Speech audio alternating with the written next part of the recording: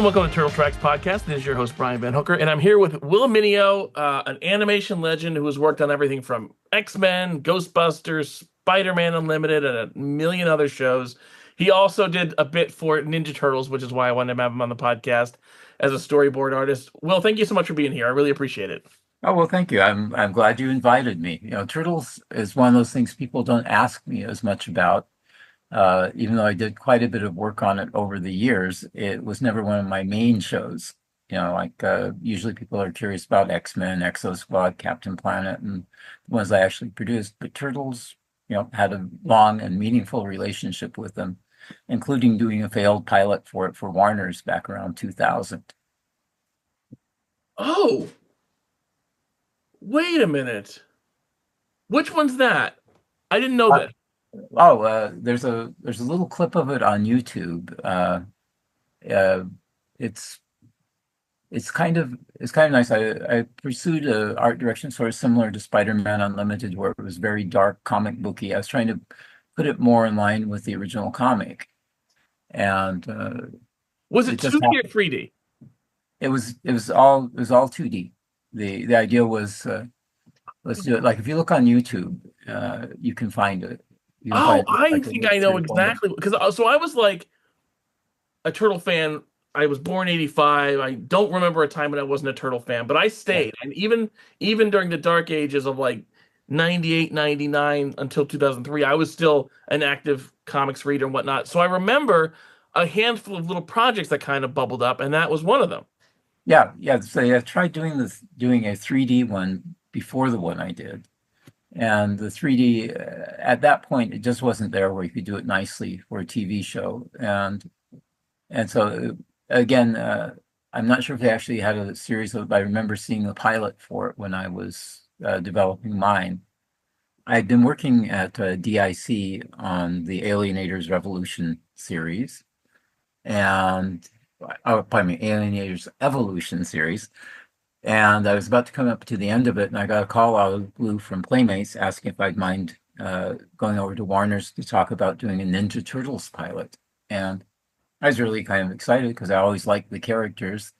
I'd never really wanted to do a series for Warner's, but the idea of doing Turtles and again, it's always nice to have a union gig with benefits. So I went over, did the interview, got the pilot, and when I was developing it, I was trying to do something that was more comic booky than they had in the past. And I did a few things that are different that you can see. There's a little fragment of the pilot on YouTube. But you can see, like, I tried to differentiate the turtles a little bit in facial shapes and a little bit in body volumes. And Peter Laird was okay with it, and so we went that way. And I went with a very dark art direction, uh, which I thought was more faithful to the comics than what they'd had before. The kind of bright kitty colors like the Murakami Wolf one he had. And it was a strange experience because Warner's gave me a bunch of their other pilots to look at, and at that point, all the Warner's pilots were animatics. That's where you just take held art and shoot it and maybe do a little animation and sync a soundtrack to it. And I was shocked that there was this big studio and all of their animatic pilots were in black and white, had virtually no animation. And so I brought on Tom Morgan, and Tom and I went through and we did a full board for the animatic. And I've always liked keeping my staff small with people who are dedicated to the project and will work hard. And so Tom and two colorists and I and a Avid editor did the whole thing, and we brought in a lot cheaper than the normal Warner's pilot, and we had full color, as you can see on it. And when I first brought it in, the Warner's execs were confused because they thought that it looked like it was an actual show with bad animation. It's like, no, this is what you should be getting for what you're spending on your pilots, is something that looks good enough to air.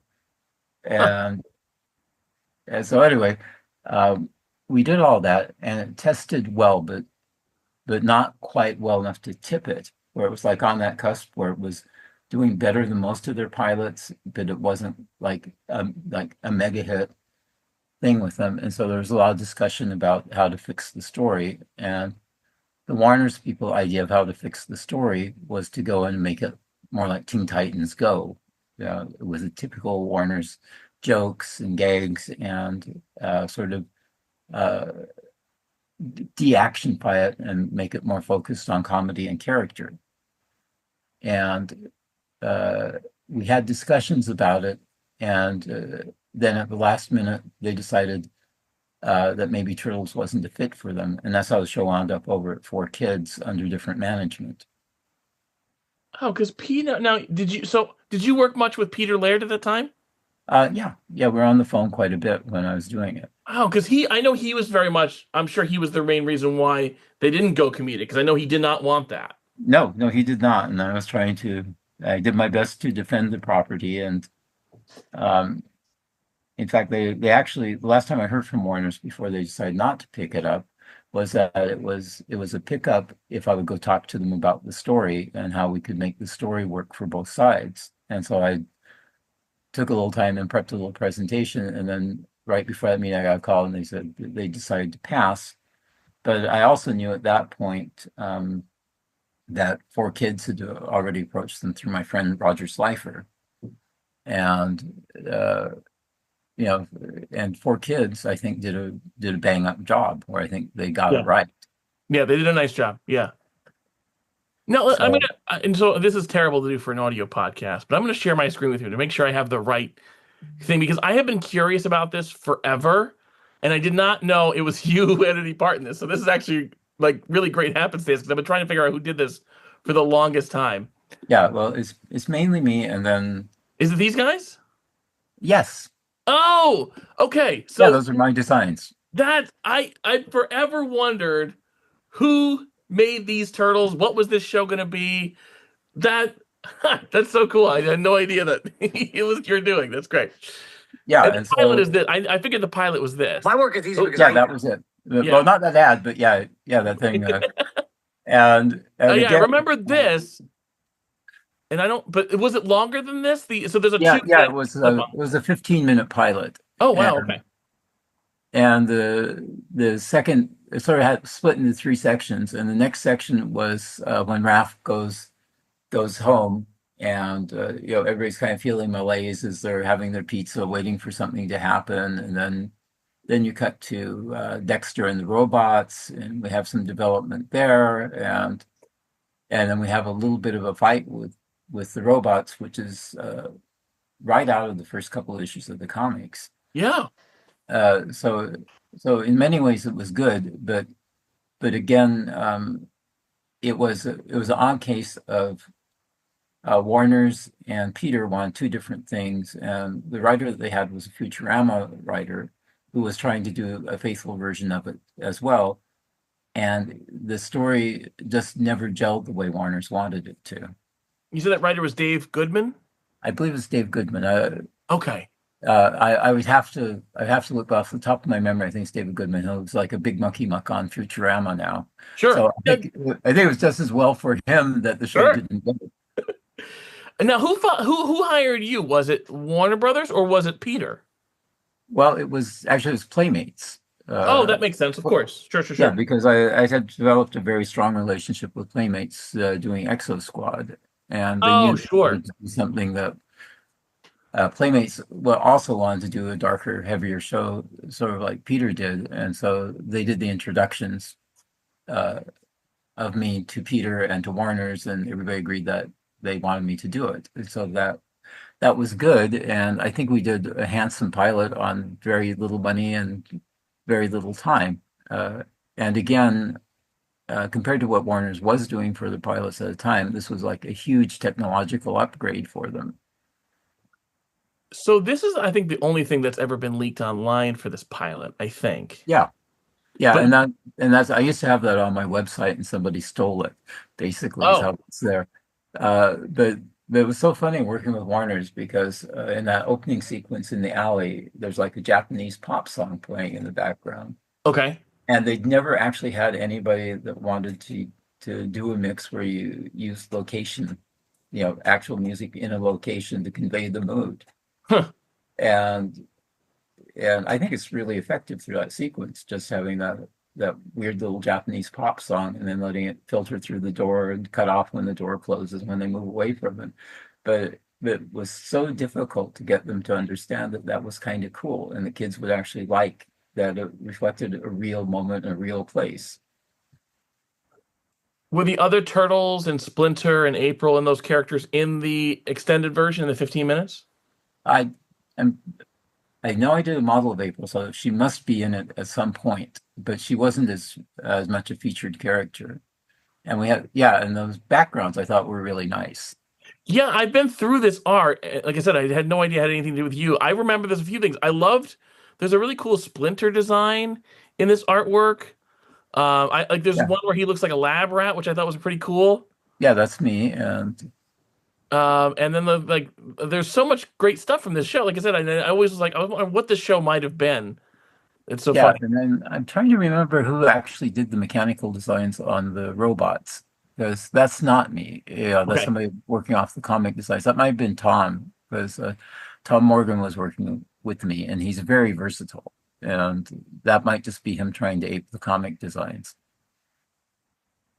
Oh, it looks like maybe Peter did this. There's a Oh, from Will. It says, Will, these are some sketches doodles I did before doing the more finished drawing of the Mauser I last oh, met. okay. Sorry about So, the roughness. I had some problems scanning the pencils, Peter.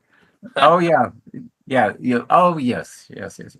Yeah, but it's funny because I'm not sure what Peter was doing at the time, but usually when we talked, it was at night where he was calling from his studio, and I was I was spending my nights doing the drawing portions of this.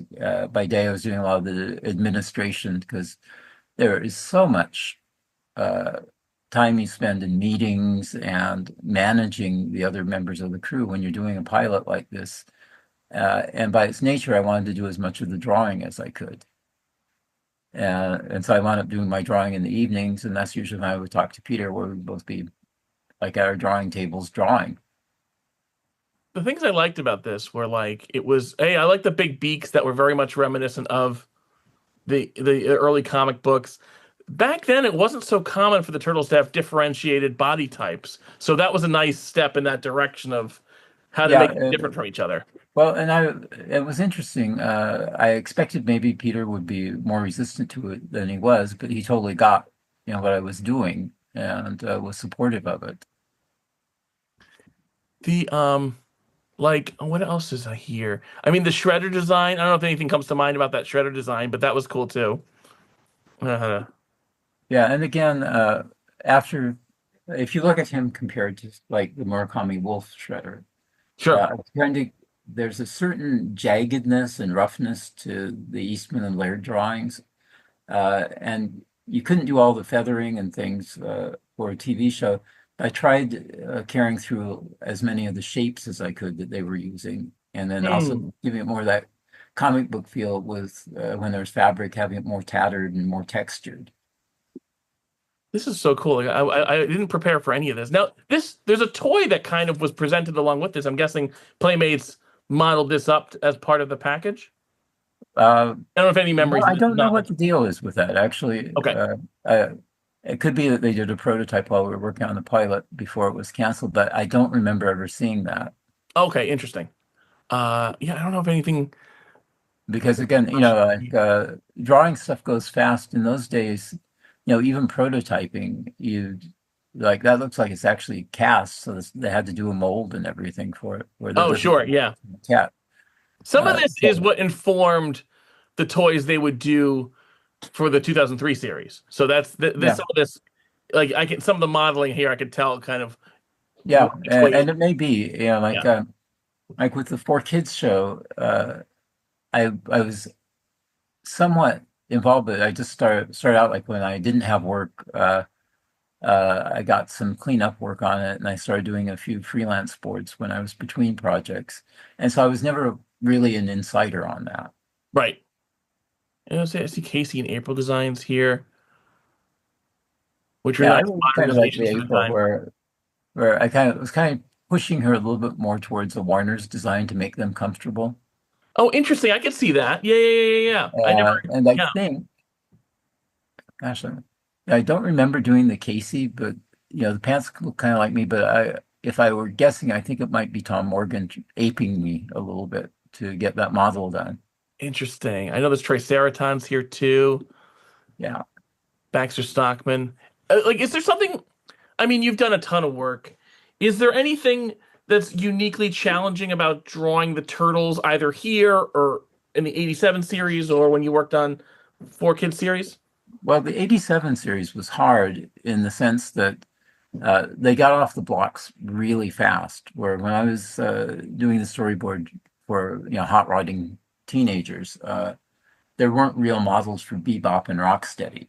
And so what we had is we had the turnarounds for the toy molds. But in those days, the toy companies were very conscientious about security.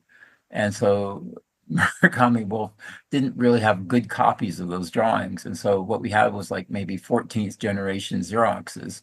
And so a lot of the lines had closed up. And with those two, you kind of just had this big mass of dark shapes that blurred together, and you kind of had to sort it out.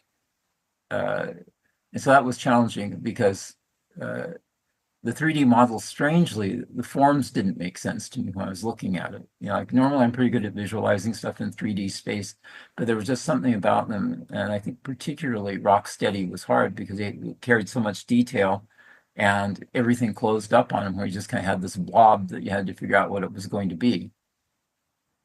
I interviewed a guy named Bob Fuentes recently, Oh, yeah. and he was talking about how, like, man, these turtle designs had so much detail compared to every other show he'd worked on almost, that it just took a lot more time for this show. Yeah. Yeah, and that's the truth. Like the more detail you care on something, the harder it is to do, and the harder it is to get people who get it Sure. when you're doing it. And again, that's why, as a producer and director, when I do shows, I've always tried to have a small but dedicated crew who were on the same page. Hmm. And again, with a show like Turtles, where you're doing 65 and you just got to get them all done really fast, Sure. you don't really have that luxury of picking and choosing as much as you might wish. And so yeah, I imagine it was a really hard show for the guys that were producing it.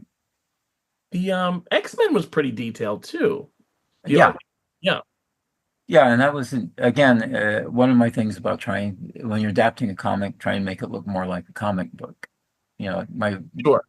the first two comic book properties I got to work on in animation as a storyboard artist were the Super Friends, and then Hanna-Barbera did a comedic version of The Thing. And Oh, I with the kid with always, the ring and that yeah, thing. Thing Ring do the thing, yeah. Yeah, In yeah, fact, yeah, yeah. that Okay. was the first stock footage I ever designed for a TV show. They were when the show started out, the backstory on that was actually pretty interesting and intense and more like a Marvel comic. And by the time it got into production, it had eroded into being that thing that's sort of like a hybrid of an action cartoon, and they stole a lot of elements from the Beach Party movies. Like basically they stole Eric Von Zipper and the biker gang from it and things. And so they were having trouble getting the first few storyboards through. And when Doug was still running the show, he asked me if, as a favor, I'd design the stock footage of the transformation because nobody could crack how to do it.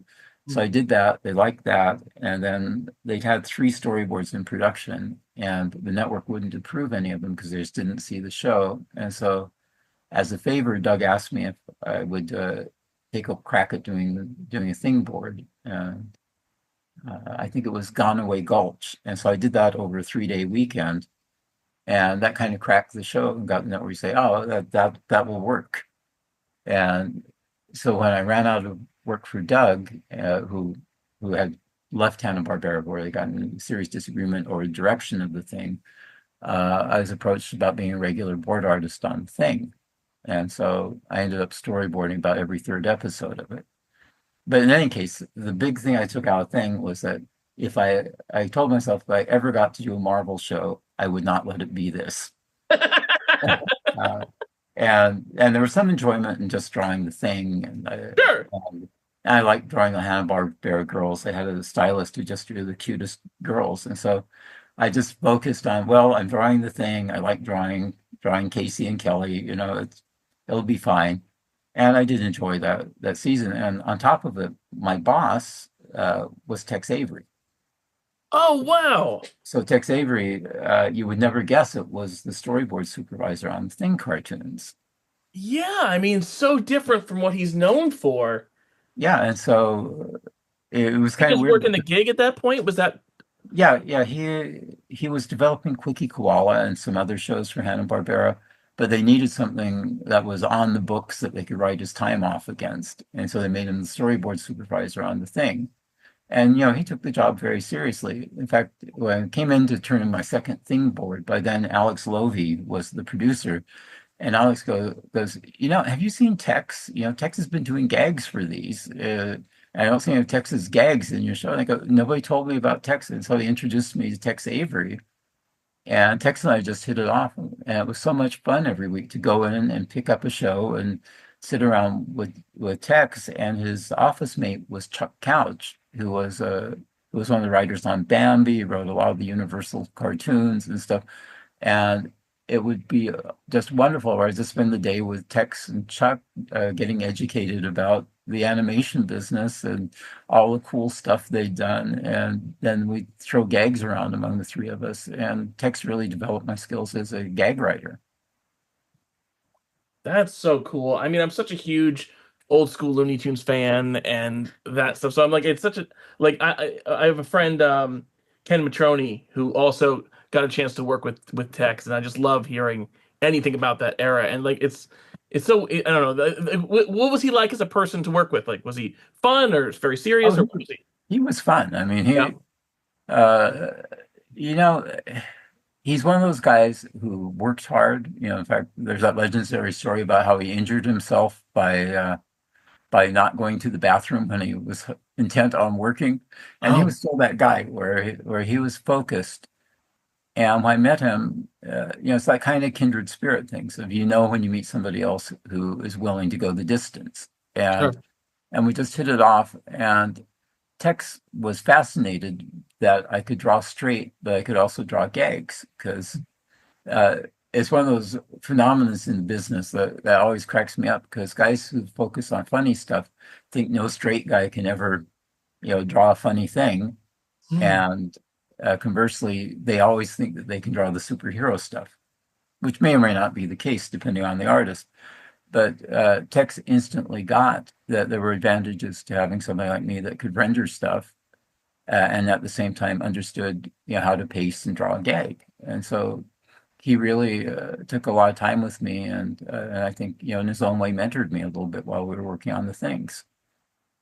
Was there room for gags in the thing? Like, I know of it more than I know it. To be frank. Well, there's lots of room for gags because the scripts weren't much. It'd be like the thing makes a movie, and so it'd just be the classic thing of thing goes to a movie studio and laughter ensues. Okay. Where there'd be sort of like a minimal plot line running through, and usually it would be the biker kids were the stock bad guys, and they'd be making mischief while the Thing and his friends were trying to get the thing done. And that was the whole show. It's like you'd have a setup, and then you have the bad guys interfering with it. You'd have successful conclusion for the Thing and his teenage friends. But in that regard, I got one of my best pieces of advice ever about how to storyboard from text. Uh, there was a thing where I'd done Godzilla, Jana, Super Friends before I was on the Thing, and I'd gotten to the point where people at networks had noticed my stuff and were starting to ask for me. Um, and so I was getting pretty full of myself. One day, Jane Barbera came and visited me, and she goes, everybody likes your stuff, but we're worried that you're not using any same ases. You're not following our rules about avoiding animation. And so, keep in mind, like when a train crashes, it's probably gonna be more effective to have the train crash off camera and just have, the Oh, sound right. effects Sure. and Hanna-Barbera a was, wheel yeah, they were rolling and tight. They then had a trying tight to budget. show a Yeah. train crash on limited animation. And so I was doing a thing, I think it was the hot air balloon one where the thing gets pushed out of a hot air balloon and crashes through the roof of a mattress factory. It's supposed to be bouncing up and down on the mattresses. And so, taking Jane's advice, I thought, well, I can have them fall out, and I can cut to a side view of the mattress factory with a sign that's a mattress factory, and show the thing bouncing up and down, a couple of mattresses, flying in the air beside him. And I showed it to Tex, and Tex asked me why I staged it that way. And I said, well, Jane was on me about, not showing too much. And Tex just looked at me and goes, kid, sometimes you got to show the mattresses. And so we worked it out right, where we actually see them falling into a pile of mattresses, and they had to animate a crap load of mattresses bouncing up and down once he bounced. But it made the gag work, where before staging it conservatively killed the gag. That's so great. Is that like a credo from like you carry through in the rest of your work? Yeah, You gotta show the yeah. mattresses. But I just love that. You got to show the mattresses. Is the thing where you first met Stan Lee? I know you worked with him quite a bit too.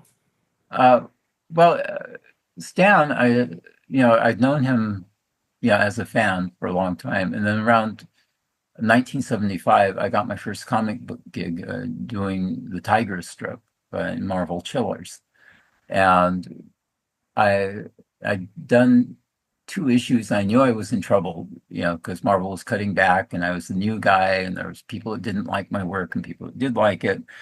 And we were at the San Diego Con, and just by fluke, my wife and I got in the elevator, and there was Stan Lee.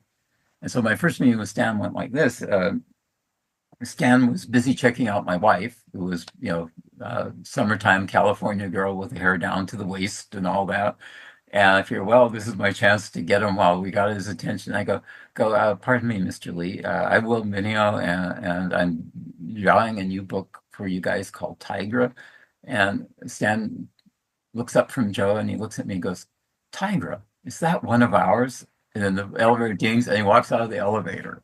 And that was my first meeting with Stan. That's the whole thing. That's great.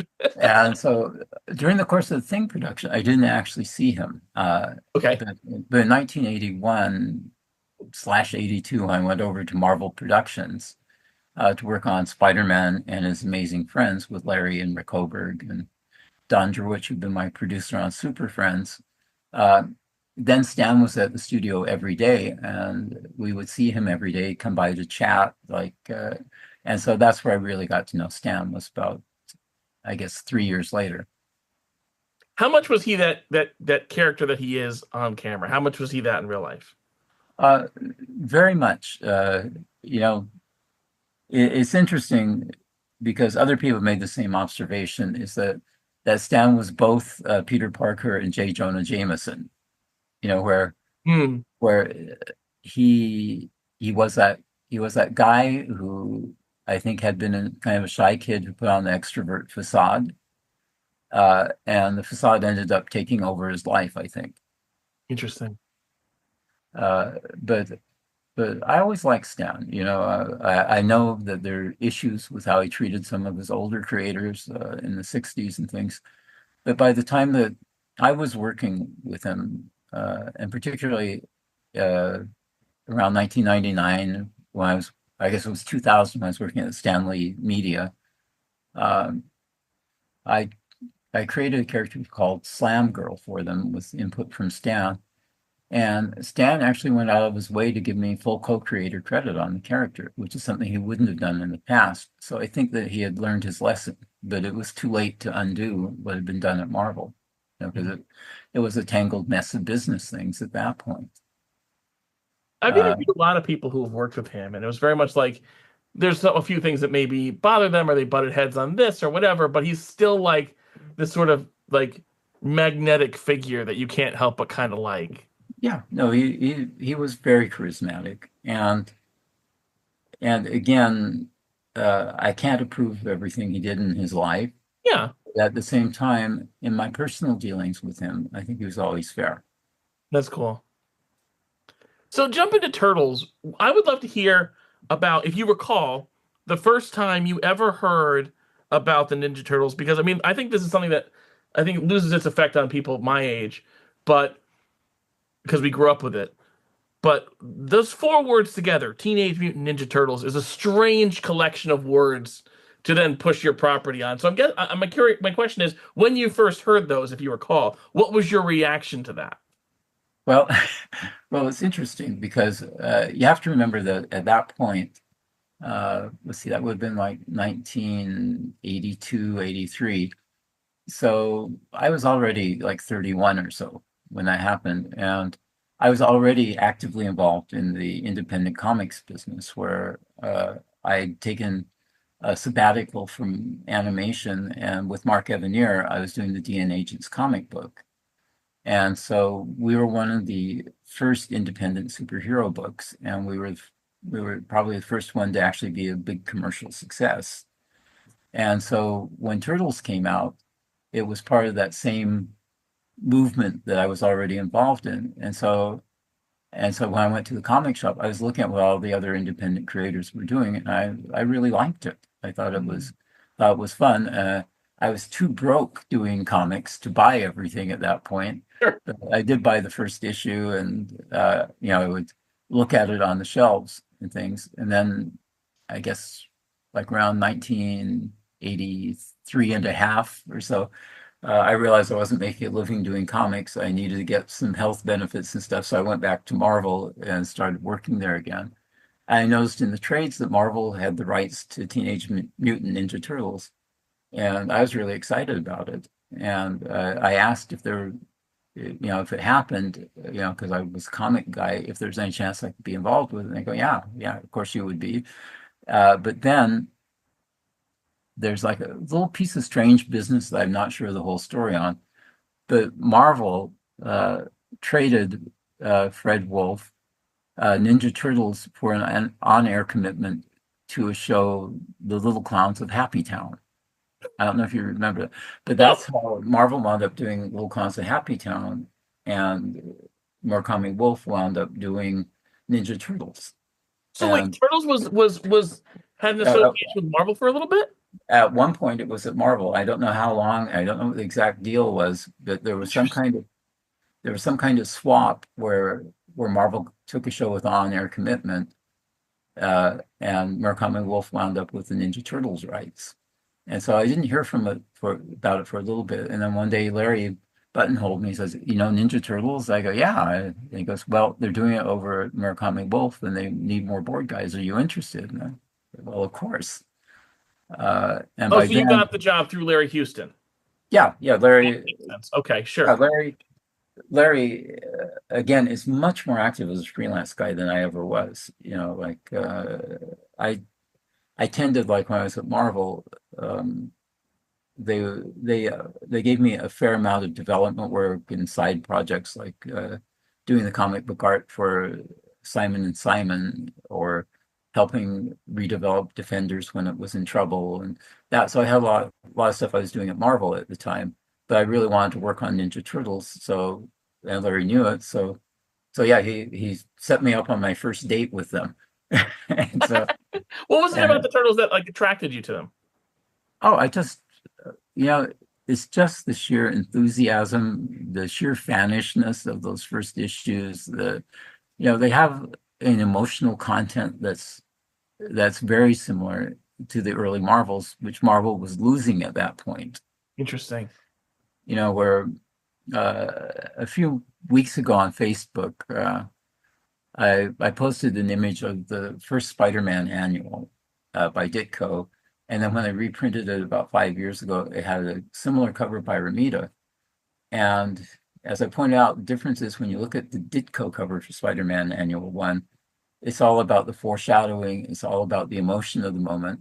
And then when you go to the Ramita one, it's all about the action of the moment, where similar, it's clearly the same story, but Ditko's is the promise of what's going to come, and Ramita's is just there. And that's largely what happened to Marvel Comics, in my opinion, through the late 60s up until probably the early 80s, where they just became about the action rather than the emotion. Huh. And so when Ninja Turtles came out, it would have a lot of action, but at its core, it was about the emotional state of the guys. Yeah, those four brothers. Yeah, that's the whole Yeah, thing. Yeah. yeah, and And to my way of thinking, they got what Marvel should be doing better than Marvel was. And that was kind of what I thought Mark and I were doing with DNA Agents too, is that we were sort of doing a hybrid of a DC and Marvel comic, but we tried to keep the focus firmly on what the characters were feeling and what they were doing, because that's what we had loved about the comics when we were kids. That's so interesting. I love that. So you said the first episode you remember right storyboarding on was Hot Rodding Teenagers from Dimension X, which is Yes. episode 4 of those first five, the 5 episode miniseries, which became season 1 later, only when Yeah. it was ordered. Yeah. And so I probably did work on that and then the following one, but the sequence apart from introducing the teenagers I remember doing was that sequence where they carry the van up the stairs inside the building. Oh yeah, yeah, yeah, yeah. Yeah, because it was really challenging, and as written, I couldn't quite visualize it. And so I just thought, well, I'm just going to do this on my terms and hopefully they'll like it. And so, uh, again, harkening back to my desire to get to the emotional core of stuff, I made the focus on it rather than just the action of them getting the van up the stairs, what it was like for the guys to be doing it. And so if Yeah, you it seems look like at it's a it, real pain to get them up that yeah, like the if yeah. you look at it, there's a lot of detail focused to the difficulty of lifting it, turning it, getting it up there through the time. And so that started my relationship with the show. And so I wound up working on the miniseries, but then by the time they picked it up for series, I was so busy at Marvel, like I'd started producing the Gem videos Okay. uh, for Gem, and they made me a producer, so I was starting to produce Gem episodes and all the music videos. And they needed help on the GI Joe movie, so I was doing storyboards on the GI Joe movie. And Defenders had been in trouble, so I was doing a little bit of work on Defenders to revamp it, get it back in production. And there was just and I was doing a little bit of roughing for GI Joe product inserts and things. It was just there was a crazy amount of work there, and Marvel had a lot of properties that I liked and wanted to work on, and plus, I had a nice relationship there, and Sure. so I tended to focus more on the Marvel stuff. Every once in a while, there'd be something like Turtles.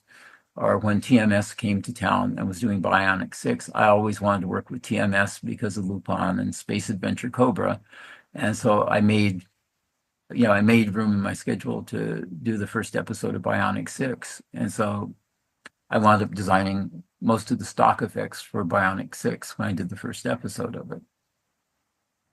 So for Hot Rodding Teenagers, you said you also worked on the scene where the teenagers come out of the portal, I'm guessing. Is that I think so because I remember like doing something where they and I'm not sure if it was the first time in script, but I remember they come out of the portal and they raise a little mayhem, and then there's like kind of a big pan shot across the dash of the car with the teenagers in it. It's Oh, been a okay. long time since I've seen it, Sure, but I yeah. I'm just remember curious if this. anything comes to mind about what you were going for, or this was hard, or that was like anything like that. Yeah, yeah, but the big sequence that I wasted a lot of time on was that I love stairwell that. I mean, because sequence. you think, I mean, on the surface, right? What a boring thing, pushing something upstairs. But like that, I'm thinking back, like that's a really memorable part of it is them just sort of getting this thing up Yeah, step by step, and it's really cool. yeah, no, I had fun with that, and I did spend a lot of time on the introduction of the teenagers and playing with the car action and stuff. But again, for me, it was a side gig, and so Sure. you those neurons, I'm afraid, are a little bit fried. Oh yeah. I mean, the rock soldiers factor heavily into that. I don't know if there's anything to say about those guys Yeah, boarding when the teenagers exit the portal. There's the rock soldiers chasing them. I don't know if there's anything to say. There may yeah. not be. But No, no, I regret that I didn't watch it before we that's talked. fine. Oh no, please. I'm just curious of what comes to mind. Anything to say Yeah. about? Are there any memories from what must have probably been the 5th episode, which is Shredder and Splinter? Is there anything to say about that one that comes to mind? No, I'm sorry to say Cool. there's not, Yeah, but just that's fine. I remember turning in one, picking up another. Sure. Oh, Yeah. and the other thing I do remember about my time there is Vince Davis was the director that I was working with, and Vince had a early maquette of one of the turtles, where it was rough cast in that kind of orangey, uh, unpleasant feeling plastic that's stinky and all that.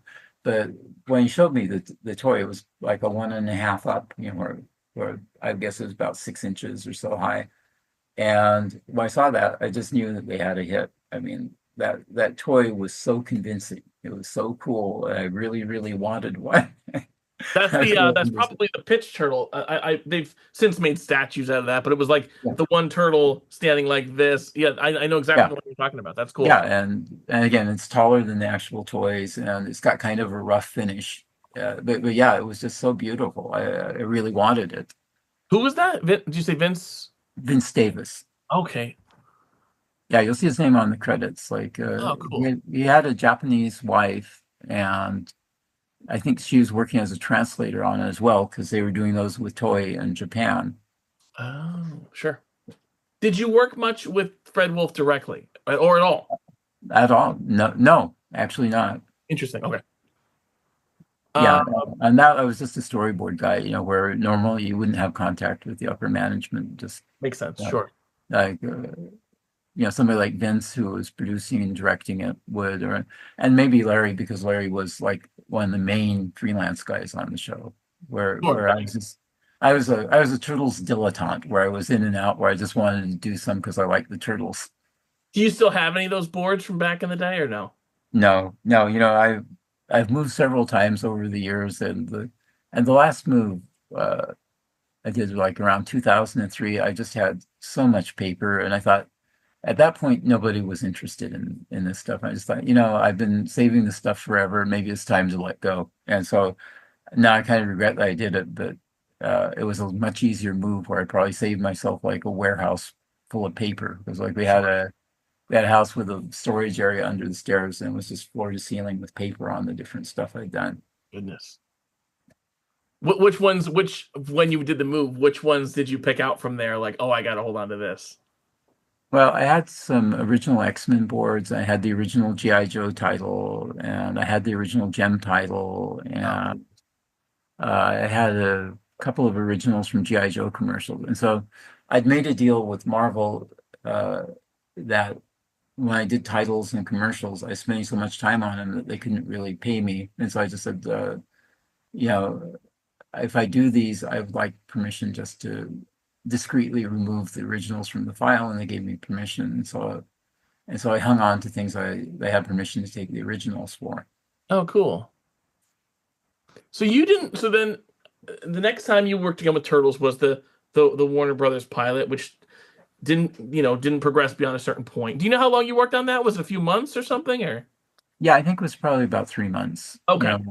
Like I was finishing up the post on Alienators, and that dovetailed into that. And then I worked on that, and then just as I was finishing it, Deke got a pickup for Stargate, and they had a series of movies that were going to produce for Nickelodeon, and they kind of put me in an awkward position because while I was working on Turtles, uh, Deke, even though they knew I was working for Warner's, kept paying my salary and carrying my benefits.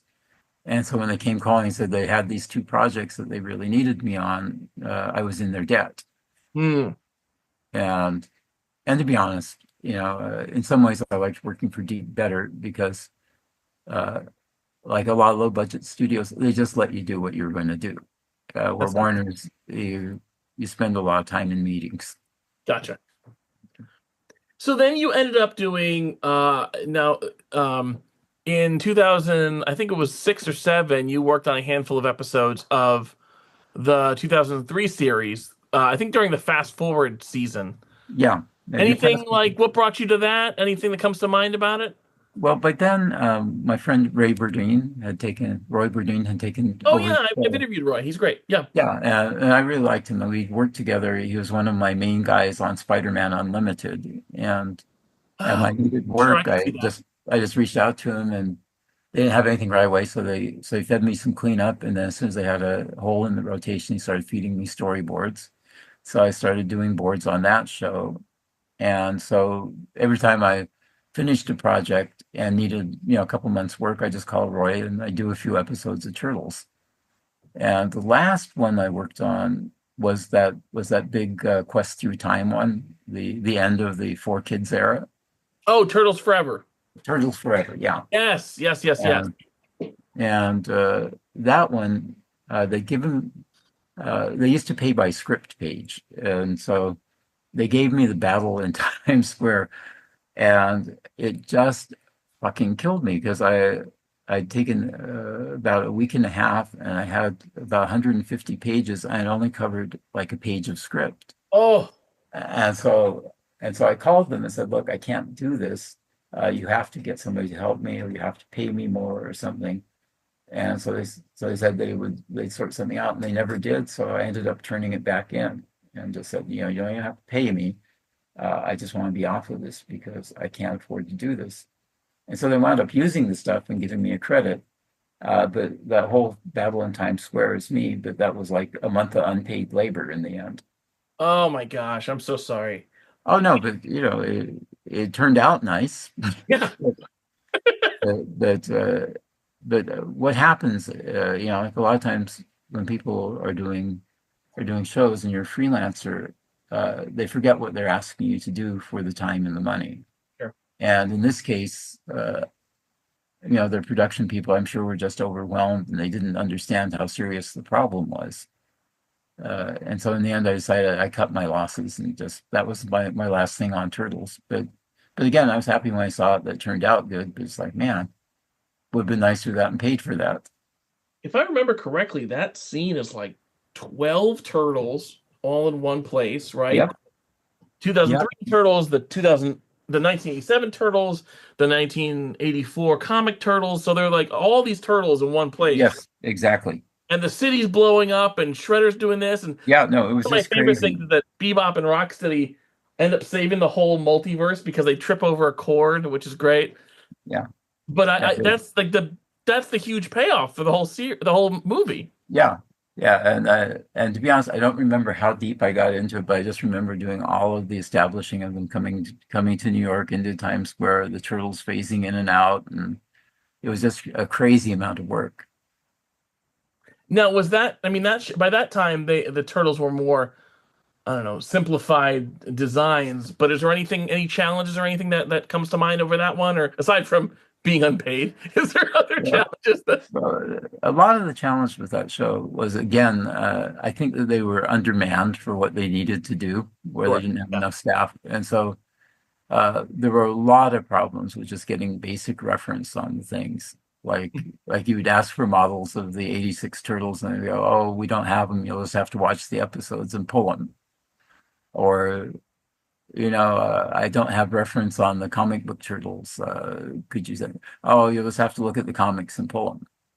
And and then the other side of that was they had an executive on the show who was really brutally nasty to the freelancers, or he would send memos about what the fuck's wrong with this person. Why don't they have reference? Why don't they know that an issue so and so was doing this to so and so? Why is the flange on this helmet not right? Because he was an idiot.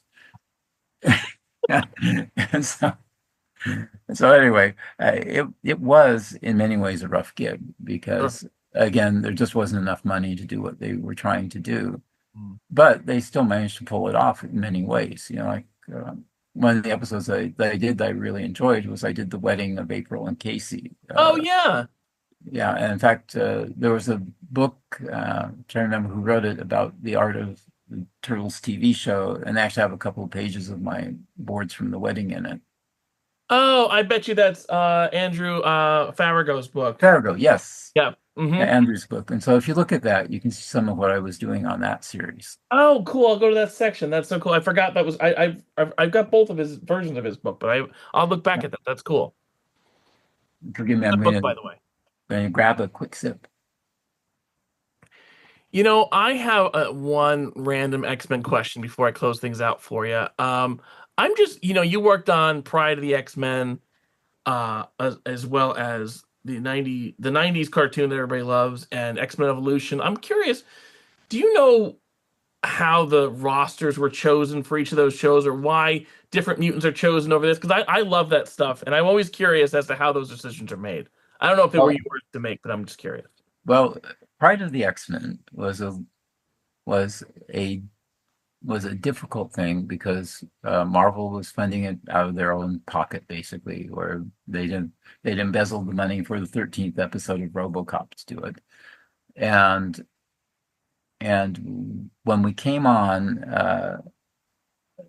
I think the first meeting was Stan called Rick and Larry and I to his office and said, "Look, we're going to do we're going to do X-Men, and I kind of want to do it like we used to do the comics. And you guys have all done comics, and you understand about how we talk about the story, then you storyboard it, and then we go to script over the storyboards, and we all thought that was going to be fine.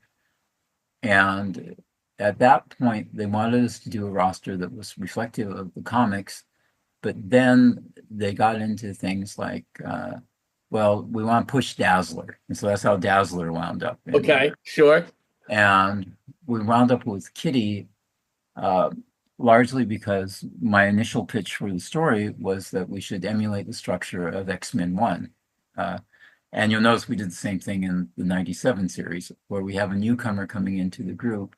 And mechanically, that takes a lot of the burden of exposition off it, because the new character has to learn who the other characters are. Sure. Yeah. Jubilee did And that. so I'd originally plotted that and done it where it would be the X-Men versus the Sentinels, because what nobody at Marvel Comics seemed to understand is you need to have the Sentinels, otherwise Cyclops can't use his power beams in any meaningful way. Wolverine can't use his claws. Peter can't, punch anybody's head off. Where I thought it was absolutely necessary, and so I worked out a basic beat outline for that, and then Rick and Larry helped me flesh it out. We presented to Stan, and we started boarding that. And then Marvel had a toy consultant who came in and said, "You can't do that. We need to introduce all the bad guys at once." Oh. And we were kind of like, "Well, we don't want to do that. We want to do the Sentinels, because Sentinels, you can do this, this, and this that you can't do with normal people." But because it was their money, we had to do what they said. And so suddenly you end up with Magneto and all the evil mutants. And I think that ruined that pilot, because suddenly we had to introduce 20 characters in 22 minutes. And so nobody gets serviced adequately. And I watched it just recently for another interview. And, the animation's beautiful, but man, it's so exposition heavy that it's not really a story. I remember talking to I brought this up before. I think we were on, but I did for Inverse Magazine. I did an oral history of Night of the Sentinels, and I talked to Larry a lot about this, and it was so interesting to hear. Like part of the reason why the Sentinels, not only can people use their powers, but everybody understands big evil robots, so there's nothing to explain about the Sentinels. Yes. And you can give all the time of exposition to the X-Men and using their powers. Also, X-Men powers versus Brotherhood powers, and there's nothing special about anybody's powers because everybody's got powers. Exactly. Yeah. It's such an interesting. It was so interesting to me. Yeah, and so what happened then on the first X-Men 92 meeting is when we got there, Stan had been talking to Chaim Saban and his people, and they told Stan that they needed to do it like a typical kids TV show, where it was two guys in a van with a dog looking for mutants.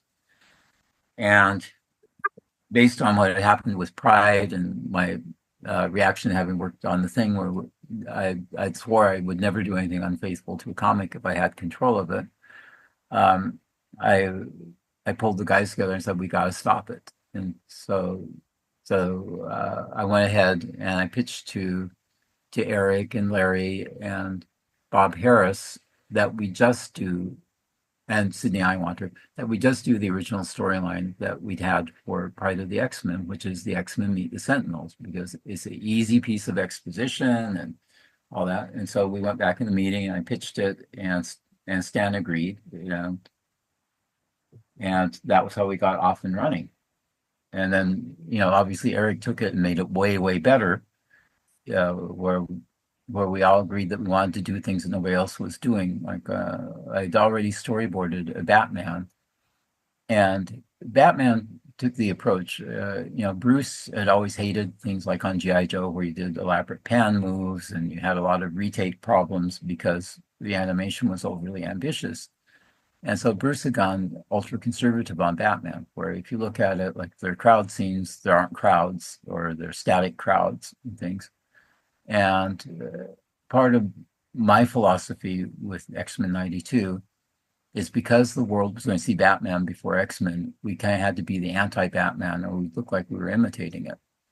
Oh, And so yeah, yeah, my yeah. decision was that where Batman was dark and moody, we would be garish and colorful and more comic booky. Where they were scared to show action, we would go balls to the walls and take our chances. Huh. And so a lot of my philosophy was just we don't want to do what Batman's doing, and that's why with the music, Sydney and I opposed doing any orchestrated music. Is like Batman is the concert, we're the punk rock concert.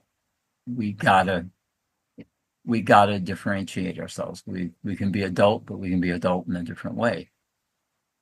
And so that's kind of what happened with X-Men 92 is again having learned the lessons of Pride of the X-Men and also being aware that we had a competitor in the marketplace that was again it's the classic situation that Marvel Comics was in the 60s where DC had so much more money, they were paying higher page rates, they had better printing, they had everything going for it. What Marvel had to offer was content that was vastly Sure. different. And so that was our position on X-Men is we're going to do something that's like no other animated show you've ever seen. And I think we succeeded. Like when you saw that first episode, X-Men, it's like, hey, something new is here. It's so funny because I never like I mean I love both those shows. I grew up on both of them. And like I think of them I'm a story first guy, so I kind of think of them both as carrying heavier stories in a way that like I that I think a lot of shows did not.